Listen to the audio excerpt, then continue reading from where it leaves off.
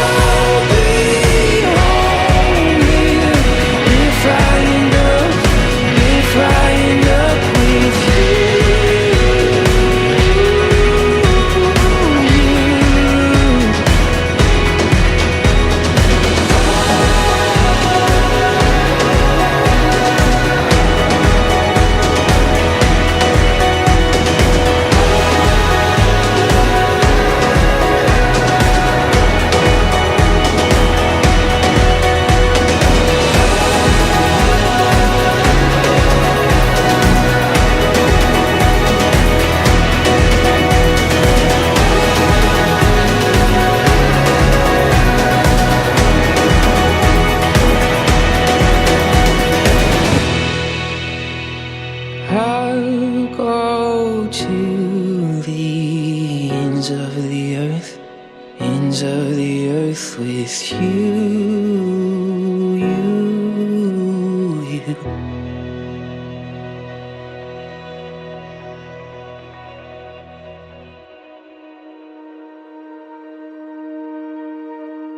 Tayo ngayon ay nagkakatipon sa harapan ng ating Panginoon Diyos para pagbuklorin sina kapatid na Jeb at kapatid na Sam sa pamamagitan ng banal na pagkakasal. Stand next to you when you're in the fire. I'll get you home. Dahil dito, iiwan ng lalaki ang kanyang ama at ina at nakikisama sa kanyang asawa at ang dalawa ay magiging isang laman. Kaya hindi na sila dalawa kundi isang laman. Ang pinapagsama nga ng Diyos ay huwag papaghiwalayin ng tao. Can't wait to spend the rest of my life with you, build a family with you, spend all night watching a movie with you, have only travels with you, kahit sa ibaba o sa lake lang, and to try other food with you. Matakaw tayong dalawa eh. I know it's gonna be hard, really, really hard.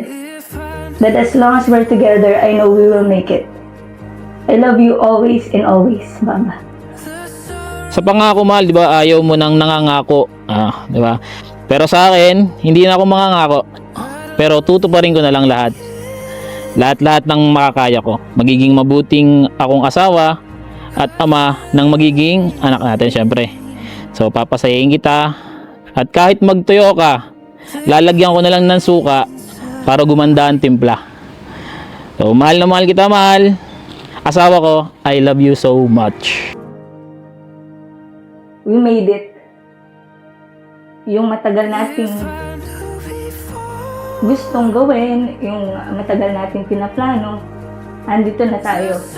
Can't wait na maalagaan ka everyday, kasama ka everyday. Kung ano yung problems mo, magiging problems ko, and we will solve it together. Nandito lang ako, whatever happens. Alam mo naman yan, through ups and downs, I will be here.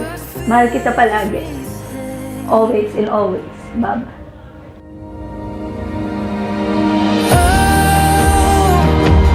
Get you home, never leave you alone. Love will catch you. You will see your light if you get too far. If you get too far from home, you will see your light. If you get too far, if you get too far from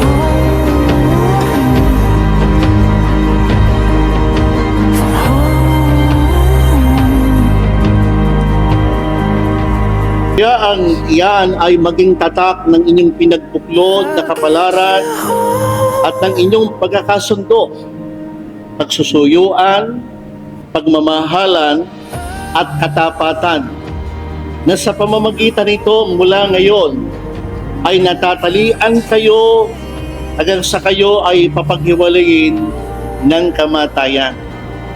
Ang pinapagsama nga ng Diyos ay huwag papaghiwalayin ng tao. Palakpakan natin.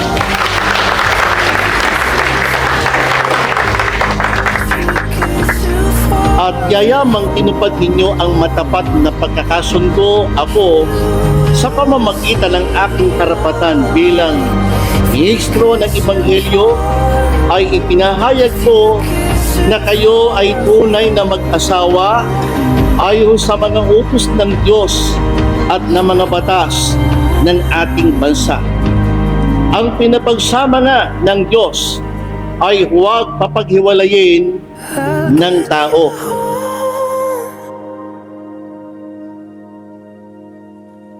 when you were done.